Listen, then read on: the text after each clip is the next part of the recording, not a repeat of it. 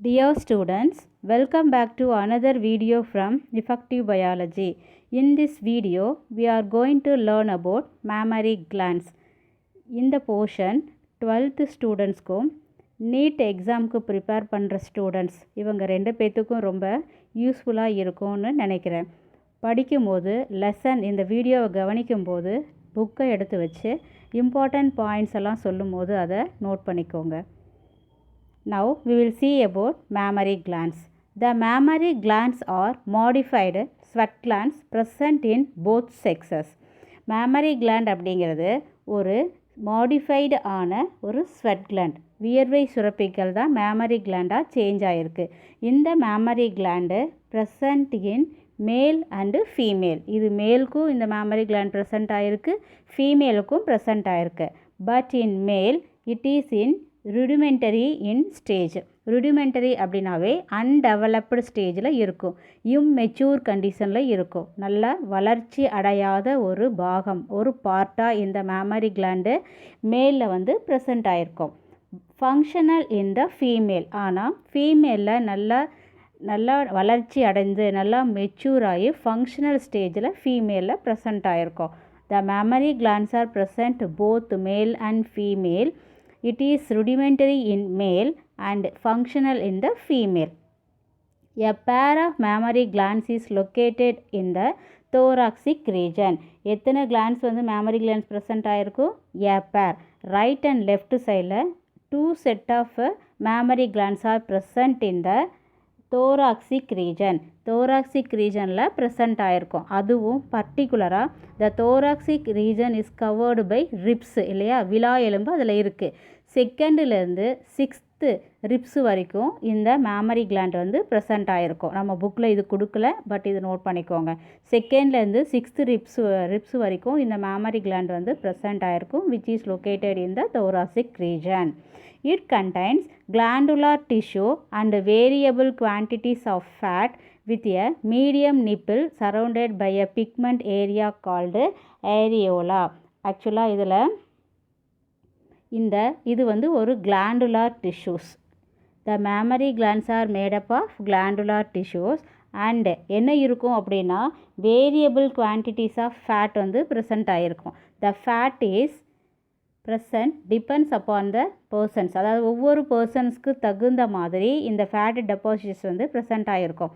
ஃபேட்டோட position பொறுத்து தான் இந்த பிரஸ்ட்டோட சைஸ் வந்து இருக்கும். ஃபேட் கம்மியாக இருந்தது அப்படின்னா பிரஸ்ட்டோட சைஸு கம்மியாக இருக்கும்.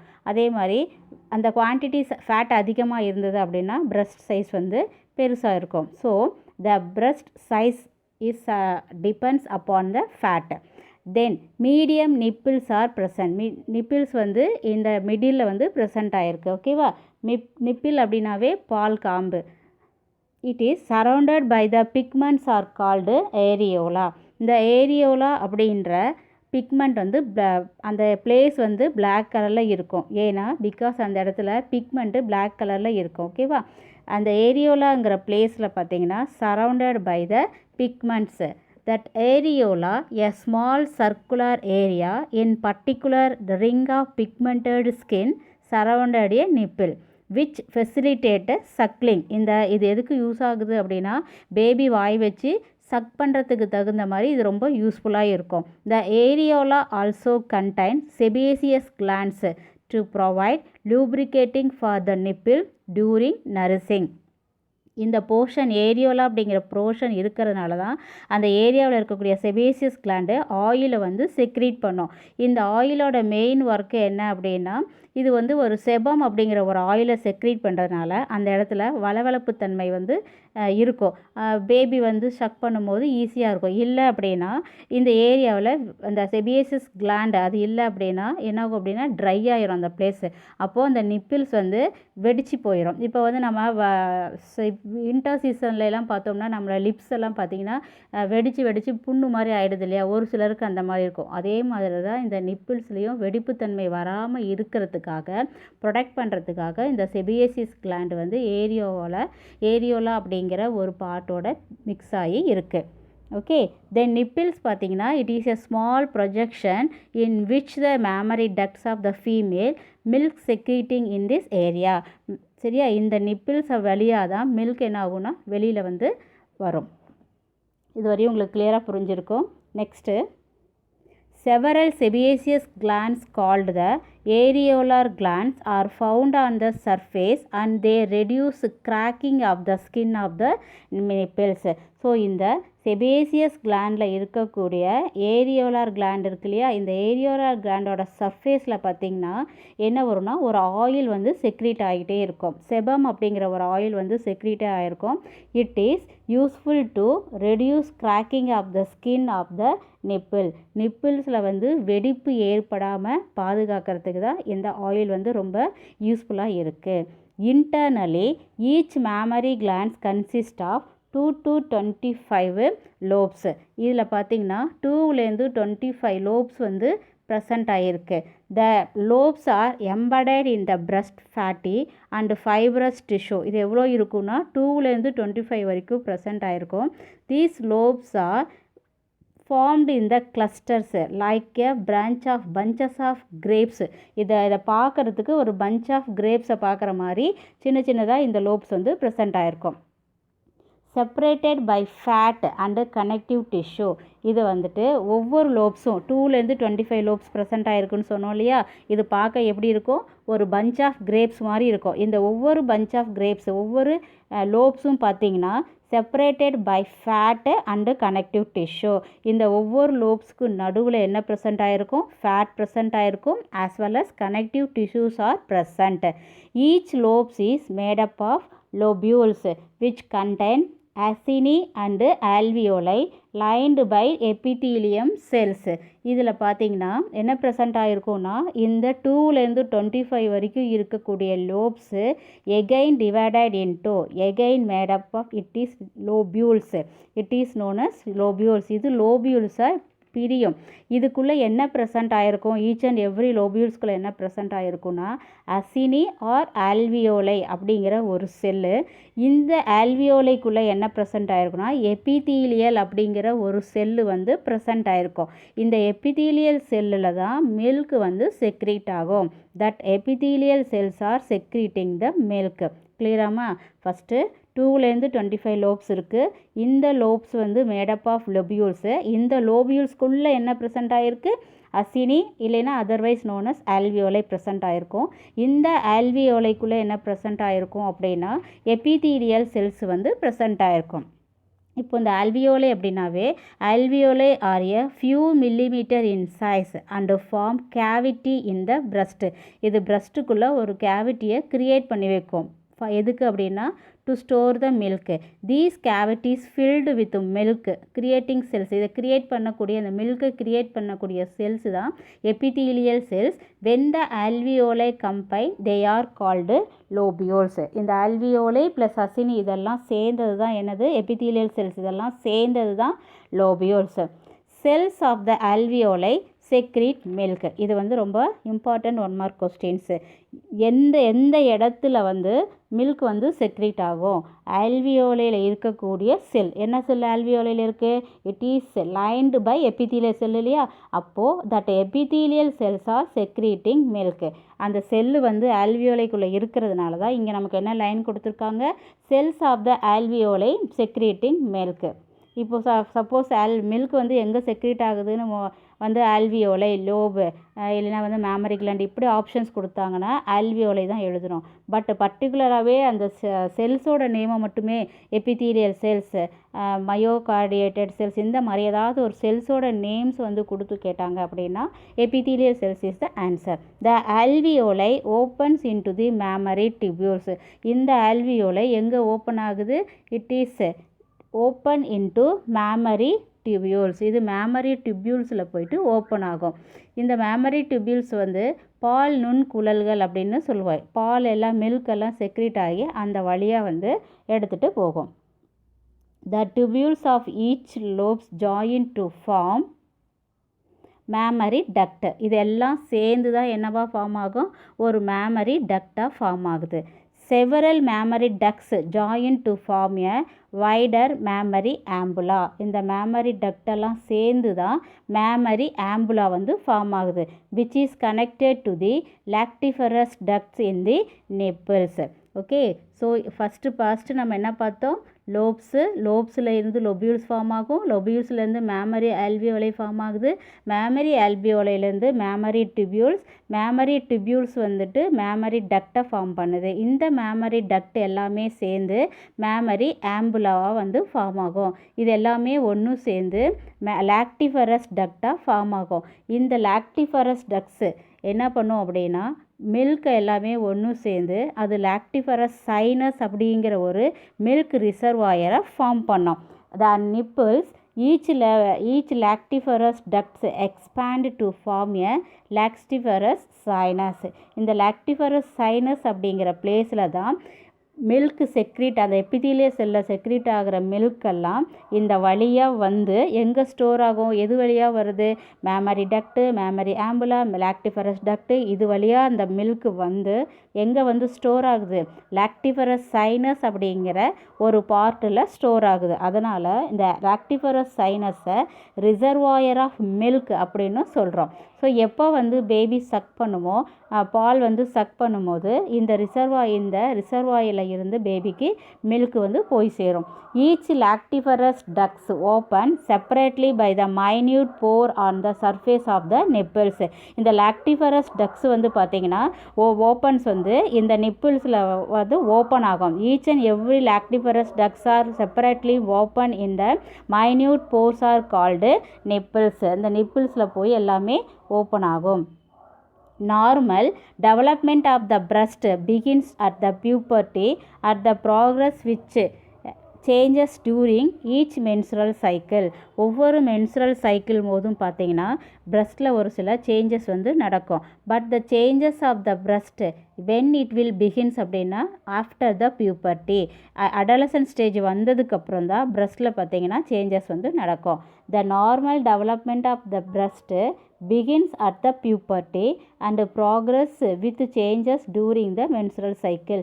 ஒவ்வொரு மென்சுரல் சைக்கிள் போது இதில் ஒரு சில சேஞ்சஸ் வந்து நடந்துகிட்டே இருக்கும். In non pregnant woman the glandular structure is largely undeveloped. நார்மலாக பார்த்திங்கன்னா நான் ப்ரெக்னென்ட் உமனில் வந்து த கிளாண்டுலார் ஸ்ட்ரக்சரில் எந்த ஒரு டெவலப்மெண்ட்டுமே இருக்காது.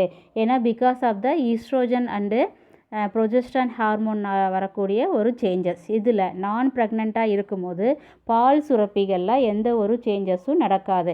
அவங்க ப்ரெக்னெண்ட்டாக இருந்தாங்க மட்டும்தான் அவங்க என்ன பண்ணுவாங்க, டெலிவரிக்கு அப்புறம் குழந்தைக்கு பால் கொடுக்க ஆரம்பிப்பாங்க இல்லையா, அப்போது தான் அந்த mammary duct, mammary ampulla, lactiferous duct, lactiferous சைனஸ்ன்ட்டெல்லாம் பார்த்து பார்த்தோம் இல்லையா, இதிலெல்லாம் ஒரு சில சேஞ்சஸ் வந்து நடக்கும். பட் அவங்க கன்சீவாக இல்லை, ப்ரெக்னெண்ட்டாக இல்லைங்கும் போது there is no any changes. The glandular structure is largely underdeveloped and the breast size is largely due to the amount of fat deposition. Okay, அதே மாதிரி பிரஸ்டோட சைஸு பார்த்திங்கன்னா it's depend upon the amount of fat deposit. எந்த அளவுக்கு fat வந்து உள்ளே present ஆகிருக்கோ அதுக்கு தகுந்த மாதிரி பிரஸ்டோட சைஸு பெருசாகவும் சின்னதாகவும் இருக்கும். The size of the breast does not have an influence of the efficiency of lactation. சைஸோட பிரஸ்ட்டுக்கும் மில்க் செக்ரீஷனுக்கும் சம்மந்தம் இல்லை. லாக்டேஷன் அப்படின்னா என்னது, ப்ரொடக்ஷன் ஆஃப் மில்க் இல்லையா. ஸோ பிரஸ்ட்டு சின்னதாக இருந்தாலும் சரி பெருசாக இருந்தாலும் சரி அதுக்கும் இந்த மில்க் செக்ரீஷனுக்கும் எந்த சம்பந்தமும் இல்லை. ஆனால் it is depends upon the glandular cells. இந்த எபிதீலியல் செல்ஸ் எல்லாம் பார்த்தோம் இல்லையா, இந்த எபிதீலியல் செல்ஸை பொறுத்து தான் மில்க் செக்ரீஷன் வந்து ப்ரெசண்ட்டாக இருக்கும். சரியா, நம்ம இப்போ பார்த்ததை ஷார்ட்டாக வந்துட்டு ஒரு பாயிண்ட்ஸு ஃபஸ்ட்லேருந்து என்னென்னு பாயிண்ட்ஸ் சொல்கிறேன் பாருங்கள். ஃபஸ்ட்டு வந்துட்டு மேமரி கிளாண்ட்ஸோட உட்பகுதியில் என்ன ப்ரெசண்ட் ஆகிருக்குன்னு பார்த்தோம், லோப்ஸ் வந்து ப்ரெசண்ட் ஆகிருக்கும். இந்த ஒவ்வொரு லோப்ஸுக்குள்ளேயும் லொபியூல்ஸ் வந்து ப்ரெசண்ட் ஆகிருக்கும். இந்த லொபியூல்ஸ்குள்ளே அசிடி ஆர் ஆல்வியோலை அப்படிங்கிற பார்ட் வந்து ப்ரெசண்ட் ஆகிருக்கும். இந்த ஆல்வியோலைக்குள்ளே தான் எபிதீலியல் செல்ஸ் வந்து ப்ரெசண்ட் ஆகிருக்கு.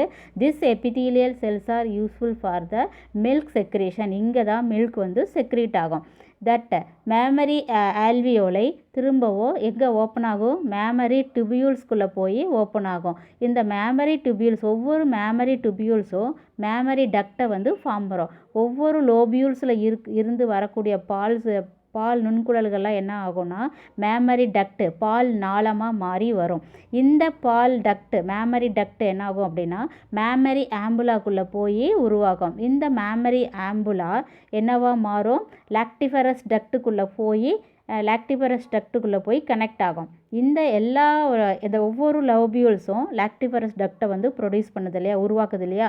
இந்த ஒவ்வொரு லாக்டிஃபரஸ் டக்டும் ஒன்று சேர்ந்து ஒரு பிளேஸில் லாக்டிஃபரஸ் சைனஸாக மாறும். இந்த சைனஸ் அப்படிங்கிறது தான் ரிசர்வாயர் ஆஃப் மில்க்குன்னு பார்த்தோம்ல. ஒவ்வொரு மேமரி ஆம்புலா நிப்பிளும் என்னாகும் அப்படின்னா லாக்டிஃபரஸ் டக்டில் வந்து இணைக்கும். இந்த லாக்டிஃபரஸ் டக்ட் எல்லாம் ஒன்று சேர்ந்து லாக்டிஃபரஸ் சைனஸாக மாறும். இந்த லாக்டிஃபரஸ் சைனஸ் அப்படின்னாவே பால் குழின்னு அர்த்தம். அந்த இடத்துல உற்பத்தி ஆகக்கூடிய பால் எல்லாம் போய் ஒன்று சேரும். எப்போ வந்து பேபி சக் பண்ணுதோ அப்போது என்ன பண்ணும் தான் இந்த லாக்டிஃபரஸ் சைனஸில் இருந்து திரும்பவும் லாக்டிஃபரஸ் டக்ட் மூலமாக பால் காம்புக்கு ஒவ்வொரு நுண்ணிய துளைகள் மூலமாக பால் வந்து எடுத்துகிட்டு போகும் குழந்தைக்கு. ஓகேவா. பால் வந்து ஒரு குழந்தை மூலமாக உறிஞ்சப்படும் போது கடைசியாக நிப்பிள் வழியாக அந்த குழந்தைக்கு எல்லா பாலுமே போய் சேரும். இதில் நமக்கு வந்து ஒரு பிக்சர் கொடுத்துருக்காங்க. இந்த பிக்சரில் இருக்கக்கூடிய பார்ட்ஸ் எல்லாம் என்னென்ன அப்படின்னு நம்ம பார்ப்போம். The first one is the lobe அப்படிங்கிறது நம்ம எத்தனை லோப் இருக்குதுன்னு பார்த்தோம். 2லேருந்து 25 லோப்ஸ் வந்து ப்ரெசண்ட்டு பார்த்தோம் இல்லையா. இது பார்க்குறதுக்கு எப்படி இருக்கும், it is arranged in cluster ஃபார்மில். அதே மாதிரி கிரேப்ஸ் மாதிரி பஞ்ச் ஆஃப் கிரேப்ஸ் மாதிரி உள்ளுக்குள்ளே ப்ரெசண்ட் ஆகிருக்குன்னு பார்த்தோம். பாருங்கள், நான் ஏரோ மார்க் போடுறேன். இந்த ஏரியா இது எல்லாமே லோப்ஸு. ரெட் கலரில் போட்டிருக்கேன் இல்லையா, இது எல்லாமே லோப்ஸு தான். இந்த ஒவ்வொரு லோப்ஸுக்குள்ளே என்ன ப்ரெசண்ட்டாக இருக்கும், லொபியூல்ஸ் வந்து ப்ரெசண்ட் ஆகிருக்குன்னு பார்த்தோம் இல்லை. The next one is areola அப்படின்னாவே என்னது, இந்த இடத்துல என்ன இருக்குது, செபேசியஸ் கிளாண்ட் வந்து இருக்குது. இதில் செபம் அப்படிங்கிற ஒரு ஆயில் செக்ரிட் ஆகுது. இந்த ஆயில் ப்ரெசண்ட்டாக இருக்கிறதுனால தான் நிப்பிள்ஸில் வந்து வெடிப்பு வராமல் பாதுகாப்பாக இருக்குதுன்னு பார்த்தோம் இல்லையா. இந்த ஏரியோலா அப்படிங்கிறது ஒரு ஸ்மால் சர்க்குலர் ஏரியா. இதை சுற்றி வந்து ரிங் ஆஃப் பிக்மெண்ட்ஸ் வந்து ப்ரெசண்ட் ஆகிருக்கும். Then next one is nibble நம்ம ஆல்ரெடி பார்த்தோம். பால் காம்பு அப்படிங்கிறது தான் வந்து நிப்பிள் அப்படின்னு சொல்லுவோம். இந்த நிப்பிள் வழியாக தான் என்ன வரும்னா பால் வந்துட்டு வெளியே வரும், செக்ரீட் ஆகும். தென் லாக்டிஃபரஸ் டக்ட் வந்து பார்த்திங்கன்னா enlarge to form the lactiferous sinus. இந்த லாக்டிஃபரஸ் டக்டில் இருந்து தான் லாக்டிஃபரஸ் சைனஸ், இங்கே நமக்கு சைனஸ் வந்து கொடுக்கல, லாக்டிஃபரஸ் சைனஸ் வந்து ஃபார்ம் ஆகும். அதாவது அதுக்கு இன்னொரு பேர் ஆம்புலான்னு சொல்லுவோம். இங்கே தான் மில்க் வந்து ரிசர்வ் ஆகுது, reservoir for the milk. After the sinus the duct again narrow and each duct open independently on the surface of the nipple. நம்ம ஆல்ரெடி லாஸ்ட் பாயிண்ட் நான் சொல்லும்போது என்ன சொன்னேன், லாக்டிஃபரஸ் டக்ட் எல்லாமே ஒன்று சேர்ந்து லாக்டிஃபரஸ் சைனஸாக மாறும். அங்கே பால் ஸ்டோர் ஆனதுக்கப்புறம் திரும்பவும் பாலை வந்து குழந்தை உறிஞ்சி பொழுது அந்த லாக்டிஃபரஸ் சைனஸில் இருந்து என்ன ஆகும்னா திரும்பவும் லாக்டிஃபரஸ் டக்ட் வந்து பிரிஞ்சு நிப்பிள்ஸ் வரைக்கும் அந்த மில்கை வந்து எடுத்துகிட்டு போகும். தென் மேமரி ஆம்புலா அப்படின்னாவே ஜஸ்ட் பிஃபோர் த நிப்பிளுக்கு முன்னாடி இருக்கக்கூடிய பிளேஸை வந்து மேமரி ஆம்புலான்னு சொல்லுவோம். தென் இங்கே நெக்ஸ்ட் என்ன ப்ரெசென்ட் ஆகிருக்கு, சஸ்பென்சரி லிகமெண்ட்ஸ் அப்படின்னாவே என்னது, அந்த மெம்பரின் இல்லையா, இது வந்து டைட்டாக அந்த பிரஸ்ட்டை நல்லா டைட்டாக பிடிக்கிறதுக்கு யூஸ் ஆகுது. ஓகே.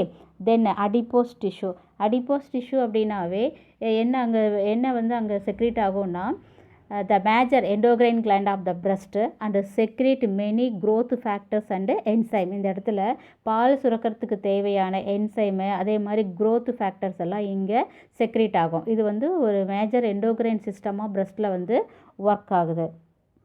அதே மாதிரி இதுதான் வந்து ரிப்ஸு. நம்ம ஆல்ரெடி சொன்னோம் இல்லையா, இந்த பிரஸ்ட்டு மேமரி கிளாண்ட் எங்கே ப்ரெசென்ட் ஆகிருக்கு, தோராசிக் ரீஜனில் ப்ரெசென்ட் ஆகிருக்கு. அந்த தோராசிக் ரீஜனில் 2லேருந்து 6 வரைக்கும் இருக்கக்கூடிய ரிப்ஸில் ப்ரெசென்ட் ஆகிருக்குன்னு, இது எல்லாமே வந்து ரிப்ஸு.